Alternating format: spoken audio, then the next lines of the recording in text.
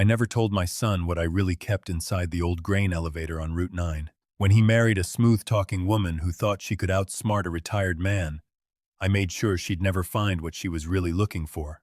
But while I was sitting on my back porch nursing a cup of black coffee, my foreman called me in a dead panic. "Sir, your daughter-in-law is here, and she's brought 2 men with crowbars." I didn't panic. I'd been waiting for this exact moment. And what I did next tore her entire fake life apart at the seams. If you're riding along with this one, hit that like button and subscribe so you don't miss what's coming next. And tell me, son or daughter, wherever you're watching from tonight, what time is it where you are? I always like knowing who's out there with me. It was a little past 10 at night. The wind was rattling the old shutters on my farmhouse outside Lubbock, Texas, same as it had every October for 40 years. My name's Walter Boone. I'm 63 years old, and I spent my whole working life building a grain and equipment salvage operation out of nothing but a broke-down tractor and a stubborn refusal to quit. Folks see me now and they see an old widower in overalls who waters his tomato plants and falls asleep in his recliner by 9. They don't see the man who clawed a business out of dust and debt through 3 droughts and 2 bank foreclosures that almost took everything. I just poured a second cup of coffee, decaf this late, when my cell phone buzzed against the kitchen table. Not many people call that number after dark. One of them is Ray Delgado, a 58-year-old former Army mechanic who's run my equipment yard with total loyalty for 18 years. I picked it up. Ray didn't waste time with hello. "Mr. Boone, it's happening. Cassidy's here at the north gate." I took a slow breath, feeling that old familiar calm settle over me the way it always did right before a storm. "Is she alone, Ray?" "No, sir." His voice was tight, controlled, the way it got when things were serious. "She's got 2 men with her. Crowbars, bolt cutters. One of them's got something tucked in his jacket that I don't like the look of."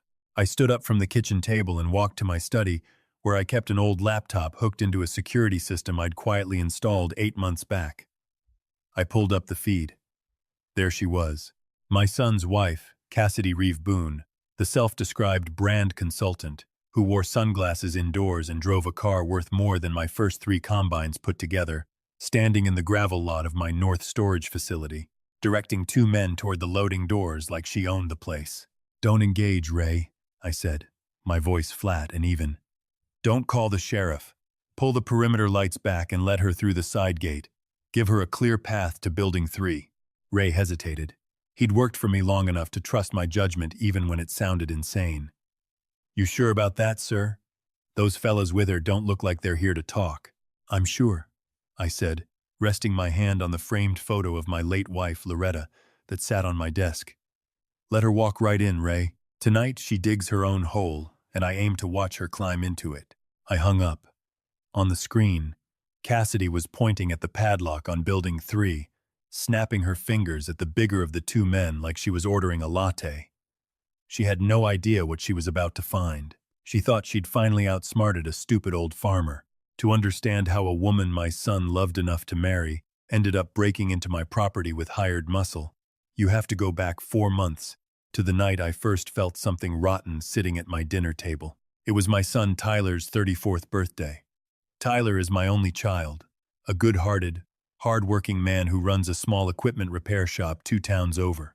When Loretta passed 3 years ago, I stood at her grave and made myself a promise that I would look out for that boy no matter what, because he trusted people too easily, same as his mother did. Cassidy had suggested we all go out for his birthday, some steakhouse in Amarillo, with tablecloths and a wine list longer than my arm. I got there early, same as always, just glad to see my son smiling. Cassidy showed up 20 minutes late, complaining loudly to the hostess about the parking, her diamond earrings catching the light every time she tossed her hair. She always talked like she was reading off cue cards, promising big things, always glancing toward the door like she was waiting for somebody more important to walk in. We were most of the way through dinner when the conversation took a turn I didn't like. Tyler was telling me about a new diagnostic tool he wanted for the shop, but Cassidy kept cutting in, tapping her manicured nails against her wine glass, her eyes flicking toward me every few seconds. "So, Walter," she said, leaning back with that practiced smile of hers, "I was out near the county line last week, scouting locations for a client's storage business, and I drove right past your old grain elevator property. Route 9, right? The one with all the storage buildings behind it. I stopped chewing. I set my fork down slow and careful. I never talk business with Cassidy. I never mentioned that property to anybody outside my lawyer and Ray. It's an old, half-collapsed elevator sitting on 11 acres. Nobody in their right mind would look twice at, unless they were hunting for something specific. Is that so? I said, keeping my voice easy, a little confused, the way an old man's voice gets when he's not quite following the conversation. Just some dead land out there, nothing but rust and pigeons. Why do you ask? Cassidy smiled that smile that never once reached her eyes. Just curious. Land like that, cleared out, could be worth real money to the right developer. Sitting on it just costs you in taxes and liability, Walter. Have you ever thought about selling? I looked over at my son. Tyler was cutting into his ribeye, completely oblivious, smiling at his wife like she'd just said something clever. He thought she was being helpful. He thought she was the sharp, successful woman she'd convinced him she was. But something in my gut, the same instinct that had kept me from getting robbed blind by grain buyers and crooked contractors for 40 years, told me otherwise. Why would a woman who claimed to advise wealthy clients on branding care one bit about a busted-up grain elevator in the middle of nowhere? Why was she digging around in county records looking for land that belonged to me? I wiped my mouth with my napkin and let a slow, harmless smile spread across my face, the kind that makes a wolf think the sheep's gone blind. Well, Cassidy, I said, I'm just an old man who doesn't understand real estate the way you young folks do. That land's not hurting anybody. I just let it sit. I caught a flash of satisfaction cross her face before she could hide it. She thought I was slow. She thought I was exactly the kind of harmless old fool who'd sign over a deed without asking questions. But sitting there matching her smile with my own, I knew one thing for certain. My son had married a woman with an angle, and I intended to find out exactly what it was. I paid the check that night without complaint. Cassidy didn't so much as reach for her purse. She just leaned back and talked about how tender the steak was. I drove home alone that night, my old truck rattling down the dark highway, thinking about Loretta, about the years we spent building this place from a $1,500 auction tractor and a prayer. People look at me in my work boots and flannel and think my whole life's been simple. They have no idea what it took. I barely slept. I sat in my study, the only room that still smelled faintly of diesel and hard years, and stared at the dark. Why that property specifically? The land is held under a trust so tangled even my own accountant needs 2 cups of coffee to explain it. Somebody would have had to go looking, real hard, to trace that ground back to me. The answer came knocking the very next morning. I was in the kitchen brewing coffee when I heard tires on gravel. Cassidy stood on my porch in a sharp blazer, holding a leather folder. Tyler right beside her, looking sheepish and pleased with himself. "Morning, Walter," Cassidy said, flashing that same bright, hollow smile. "Hope we're not catching you at a bad time." I waved them in, wiped my hands on a dish towel. "Not at all. Just making coffee. What brings you two out here on a Saturday?" Tyler kissed my cheek. "Cassidy's been up half the night working on something for you, Dad. She wanted to show you." I sat them down in the living room. Cassidy unzipped her folder with the kind of practiced efficiency you only get from doing something 100 times before. She slid a thick, glossy report across my coffee table, full of aerial maps and pie charts, my old property circled in red ink. "Walter, I know we touched on this at dinner," she began, leaning forward, "but I couldn't stop thinking about it. You're bleeding money on that land. Taxes, liability insurance, all for a building that's basically a pile of scrap. I have developers in my network right now looking for exactly that kind of footprint. I could get you a private sale by the end of the month, cash straight into your account. You wouldn't have to lift a finger." I flipped through the pages slow, pretending to be overwhelmed. Her numbers were all pulled from public tax records. She had no idea what was actually sitting behind those rusted doors. Tyler squeezed her hand, looked at me hopeful. "Dad, she's really good at this stuff. You don't need the headache of managing that old place anymore." The anger flared up hot and sharp in my chest, watching my own son cheer on a woman actively circling my assets like a buzzard. But I kept my shoulders low, let out a tired sigh, played exactly the confused old man she needed me to be. "This is a lot to take in," I said, tapping the folder. I never sign anything the same day I read it. Let me sit with it a while. Her jaw tightened for just a flicker before the smile snapped back into place. Of course, Walter. Just remember, land like that won't sit on the market forever. As I walked them to the door, I noticed her eyes drift down the hallway toward my study, toward the old steel gun safe bolted into the corner of the room, the one that had belonged to my father. She looked at it for 2 seconds too long. That was all I needed. She wasn't going to wait around for my signature. She was already looking for another way in. The next 2 weeks, I let her stew. I dodged her calls, gave vague answers to her texts, played the part of an old man dragging his feet. And that's when the cracks started showing, right in front of Tyler's repair shop on a Tuesday morning. I'd stopped by with a box of kolaches, and I found Tyler standing on the sidewalk while a tow truck hoisted his work van, the one with his shop's name painted on the side, off the ground. Tyler was pale, panicked, telling the tow operator there had to be a mistake, that Cassidy handled the shop's accounts, that autopay had been set up months ago. The driver didn't care. 3 months delinquent, he said. No response to warning letters. Then Cassidy came tearing into the lot in her car, her hair a mess, screaming at the driver that this was a banking error, dialing furiously on her phone with hands shaking so bad she nearly dropped it. I watched her pace like a woman running out of air, watched the sweat bead on her neck, watched her flinch when Tyler tried to touch her arm. Successful brand consultants managing 6-figure client accounts don't have their husband's work van repossessed over a glitch. They don't beg on the phone like their life depends on it. My gut, already suspicious, hardened into certainty. She was drowning in something, and my son's shop was the first thing going under with her. That Friday, they showed up at my door with overnight bags. Some story about a burst pipe flooding their apartment.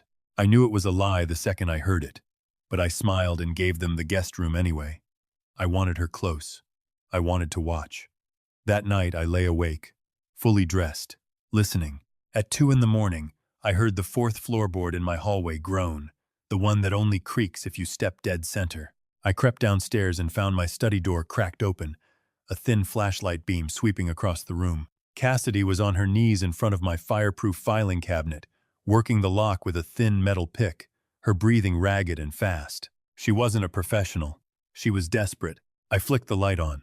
She gasped, spun around, dropped the flashlight. For 3 full seconds she stared at me, her mind scrambling for a lie. Then it came, smooth as anything. Walter, oh my gosh, you scared me half to death. I couldn't sleep. Heartburn from dinner. I was looking for the kitchen and got turned around in the dark. I told her the kitchen was down the hall, brought her a couple of antacids, and let her go back to bed. But once she was gone, I checked the drawer. She'd found the folder detailing my total assets, the one that mattered most, and left it sticking out just enough to give herself away. The next day, while she and Tyler were out running errands, I had 3 hidden cameras installed, tucked into a clock, a smoke detector, and a phone charger. That evening, after Tyler went to shower, I left my old laptop open on the coffee table, logged into a fake email account I'd set up the night before, showing a wire transfer of $4 million pending release into a liquid account. I walked out for a walk, parked 2 blocks down, and watched the live feed on my phone. Cassidy waited until she was sure she was alone, then snatched the laptop off the table like it was made of gold.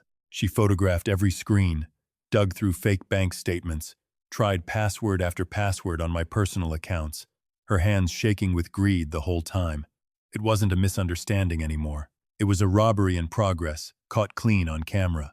I hired a private investigator the next morning, a quiet, retired sheriff's deputy named Dwayne Pruitt, who'd done work for me before. 3 days later, he slid into a booth across from me at a diner off the highway, with a thick folder and tired eyes. "You were right to trust your gut, Walter," he said. "Cassidy Reeves' brand consulting business doesn't exist beyond a website and a P.O. box.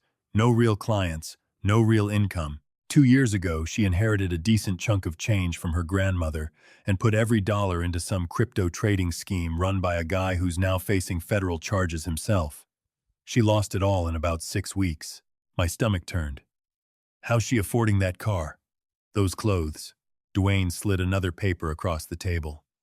"Because when the legit money ran out, she started borrowing from people who don't send polite letters when you're late. She owes $190,000 to a collection outfit out of Dallas that's got ties to some genuinely dangerous people. And Walter, there's more. She's been quietly draining Tyler's business account for months, routing money through shell transfers to make her minimum payments. That's why his van got repossessed. His shop is running on fumes and he doesn't even know it. I sat there with that folder like it was made of lead. My son had built that shop with his own 2 hands, and his wife was bleeding it dry to keep loan sharks off her back. She targeted you next, Dwayne said, because your grain elevator property looked like an easy score. An old man, isolated land, nobody watching. She's desperate enough to do something reckless. I thanked him, took the folder, and drove straight to my attorney, a sharp, no-nonsense woman named Priscilla Ann Whitfield, who'd handled my affairs for over 20 years. She watched the footage, read the financials, and immediately reached for her phone to call the sheriff. I stopped her. If we call the law right now, she plays the victim. She tells Tyler I set her up because I never liked her. She cries, he defends her, and I lose my son right when he needs to see the truth clearest. Priscilla studied me a long moment. So what's your play, Walter? I build her a trap so big she can't lie her way out of it. I let her think she's finally won. I drove out to the yard and found Ray in the back office. I told him what I needed. A fabricated document, official-looking, detailing an unregistered stockpile of high-grade recovered copper and rare industrial parts, valued at $11 million, stored inside Building 3 of the grain elevator property. Ray raised an eyebrow, but didn't ask questions he already suspected the answers to. We built the paper trail together, aged the ink, stamped it confidential, and I left it wedged in my filing cabinet where Cassidy would find it easy enough to think she was clever. That night at dinner, Cassidy's knee bounced under the table the entire meal, her nerves fraying visibly. At midnight, right on schedule, I heard her creep downstairs again. This time she found exactly what I'd left her. The next morning she was jittery, practically vibrating, insisting she and Tyler needed to head home. I hugged her goodbye and, while shaking her hand, slipped a small tracking and audio transmitter into the lining of her purse strap, something I'd ordered online days before. Once they pulled out of the driveway, I sat in my truck and listened. For 20 minutes, nothing but road noise. Then Tyler got dropped at the shop. The radio clicked off, and I heard her breathing turn ragged. She dialed a number. A flat, cold voice answered. "You're late, Cassidy." "Way late." I know, but listen. Forget the flower shop money. Forget all of it. I found something bigger. Way bigger. My father-in-law's got $11 million in unregistered scrap metal sitting in a storage building outside town. Old man doesn't even know what he's sitting on. I can get you the access codes, the layout, everything. You send a crew, you clean it out, you take your money plus a cut, and I disappear. The line went quiet, then sharp.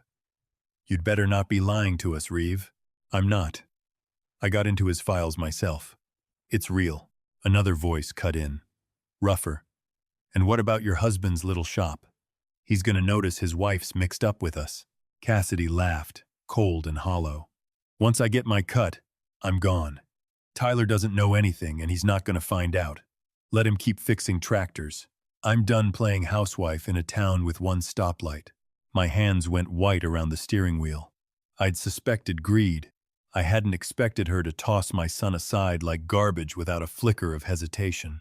Whatever mercy I still had for her burned away right there in that truck cab. 3 days, the voice said. "You get us in clean or we come find you instead." I lowered the phone, my chest tight with a cold, focused fury. She thought she'd found the score of a lifetime. She had no idea Building 3 didn't hold copper or scrap metal of any kind. 5 years back, a federal agricultural inspection and seed security agency had approached me about leasing that isolated property for climate-controlled storage of protected grain reserve stock, part of a quiet regional food security program most folks never hear about. I'd let the outside rot on purpose, rust and dead weeds and busted signage, the perfect disguise. Inside, the walls were reinforced, the roof wired with sensors, and a rotating team of federal agricultural security officers manned it around the clock, armed, and under strict orders regarding unauthorized entry. It wasn't scrap metal waiting to be stolen. It was a federal storage facility, and anyone who broke into it wasn't committing simple burglary. They were committing a federal crime with mandatory prison time attached. I drove home that afternoon almost peaceful, watching the countdown begin in my head. 72 hours. I'd given her exactly enough rope. Those 3 days crawled by. Cassidy kept up appearances, sweet-talking Tyler, blaming her nerves on client stress. That Friday night, she told him she had a networking dinner and left the house dressed sharp, driving off to broker a robbery against her own family. I waited 2 hours, then went and found Tyler at his shop, closing up for the night. "Come with me, son," I said. "There's something about your mother's memory I need to show you, and it can't wait." He argued, tired, confused, but the mention of Loretta got him in the truck, same as it always would. We drove the back roads out toward the elevator in silence, the streetlights thinning out until there was nothing but gravel and dark fields. I parked in the shadow of an old grain silo across the road, killed the headlights, and pulled up the security feed on my phone. "Dad, what is this? What are we doing out here?" I didn't answer right away. I split the screen. Infrared cameras on the outside. Clear interior feed on the inside showing the storage racks under bright lights. Then I told him everything. The fake real estate flip. The break-ins. The $190,000 in debt. The money drained quietly out of his own shop account for months. The recorded call where his wife sold him out without blinking. Tyler's face went the color of ash. He opened his mouth to argue, to defend her, and then the words just died. He knew me too well to think I'd lie about something like this. I held the phone steady in his shaking hands. "Watch, son. In a few minutes, you're going to see exactly who she really is." At 12:14, headlights swept the gravel road. A dark van pulled up 50 yards from the gate. 3 figures climbed out, 2 enormous men in tactical gear carrying rifles, and Cassidy, in dark clothes, holding bolt cutters like she'd done this before. Tyler let out a broken sound I'd never heard from him before, not even at his mother's funeral. I switched the audio on, patching in the parabolic mic feed. We heard gravel crunching, heard the metallic clink of gear, and then Cassidy's voice, stripped of every ounce of the sweetness she'd used on my son for 2 years. "There's no cameras out here, no real security. Old man's clueless. Once we're in, the copper and parts are stacked right along the east wall. Load it fast, we're gone before sunup." One of the men grunted. "This better be real, or you're the one answering for it." "It's real. I saw the documents myself." "And your husband?" the other one asked. "He come looking for you when you don't show up tomorrow?" Cassidy actually laughed. "Tyler won't know what hit him. Let him keep playing with his little tractors. I'll be long gone before he figures anything out."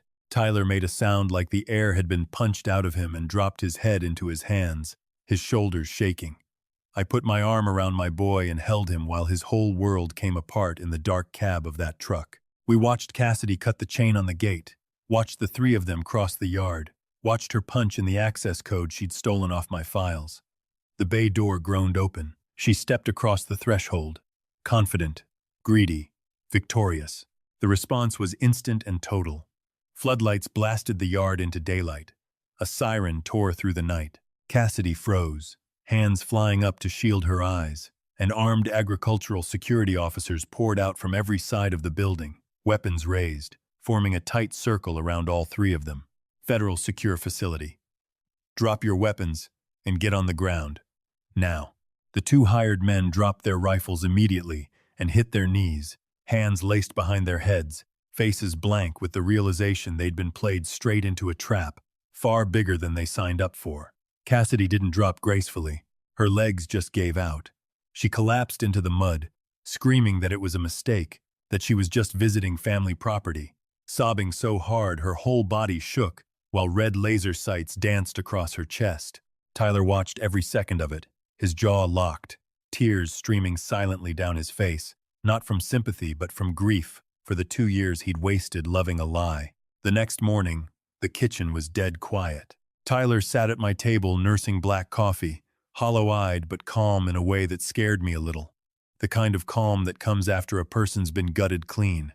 We hadn't said much. There wasn't much left to say, and then his phone rang, an unknown number, and a flat automated voice announced a collect call from the county detention facility. He looked at me. I nodded once. He answered, "Put it on speaker." "Tyler, baby, please." You have to listen to me. This is all a huge misunderstanding. I was just out at your dad's property checking on something for him. These men just showed up out of nowhere. And the police think I'm involved. But I swear to you, Tyler's hand was steady when he reached out and hung up on her mid-sentence. He looked at me, and for the first time since the night before, something like relief cracked through the grief on his face. She's still lying, he said quietly. Even now, she'll keep lying till the day they close the cell door, I said. That's who she is, son. It was never about you. A month later, Cassidy sat in a federal holding cell awaiting trial on charges connected to conspiracy and attempted burglary of a secured federal facility, along with the two men who'd been indicted right alongside her. A judge denied bail, calling her a flight risk given the debts hanging over her head. The divorce papers were already moving through the courts, quick and clean, since there wasn't much left to fight over that she hadn't already stolen and lost.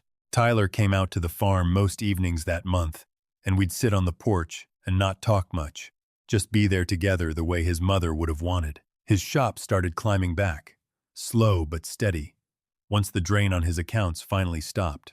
On a quiet Thursday, I asked him to ride into town with me. We parked outside my attorney's office and rode the elevator up together. Priscilla was waiting with a leather folder, and I laid a small brass key on her desk in front of my son. Dad, what is this? Something your mother and I set up a long time ago. I told him, back before you were even out of high school. A trust, just for you, completely separate from anything Cassidy could ever have found or touched, no matter how hard she dug. She spent 2 years hunting for a fortune she never once had access to.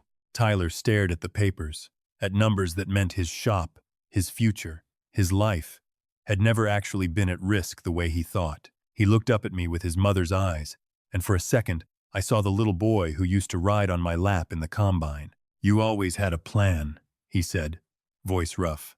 I promised your mother I'd look after you, I said. That promise didn't end when she did. That Sunday evening, I sat alone on my porch with a glass of sweet tea, watching the sun drop behind the wheat fields Loretta and I had bled and sweated over for 40 years. The wind was easy, the sky gold and quiet, and for the first time in months, there wasn't a single thing pressing down on my chest. Kept my word, Loretta, I said out loud to the empty field. Nobody takes what's ours, not while I'm still standing.